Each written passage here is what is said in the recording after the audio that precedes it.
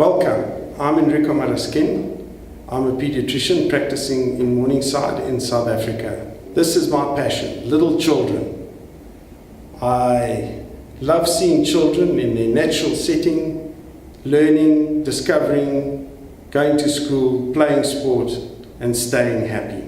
Here we have the vaccine schedule that is produced by the Pediatric Management Group of South Africa, and we can see from the schedule, very busy slide, and by the time the child gets to 12 years of age, we see that there are lots of injections and lots of holes in this poor child's skin.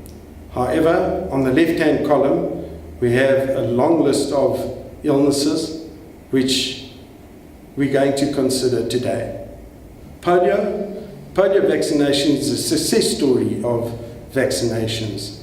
Due to ongoing intensive polio vaccination programs, no case of polio has been identified in South Africa since 1980.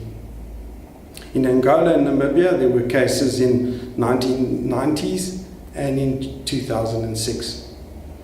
Ongoing rigorous vaccination is required to maintain a polio-free South Africa. In our top slide, we have a picture of an aircraft hangar in the 1940s and 50s when there were huge epidemics of polio and patients required ventilation because they were paralyzed from the polio infection. And you can see rows and rows of patients who are on a ventilator, unable to care for themselves, huge costs to medical facilities. And if you were lucky to survive one of these episodes, you can see in our bottom slide that you're not going to come off unharmed. The polio infects the nervous system and affects the muscles, and you are severely physically disabled, as can be seen in the picture of some children in Nigeria who suffered from polio. My mother was alive during the period of these polio epidemics, and she was absolutely neurotic about keeping our family away from possible infections. And my wife's cousins are some of the victims of polio, and even though they came off relatively unscathed, nonetheless to this day they suffer from effects of having suffered from polio. So, having considered the facts pro and con vaccination, what is your decision? I came across this site on the internet. I consent to being forcibly restrained and injected with multiple viral strains, preservatives and heavy metal adjuvants. Said no baby ever.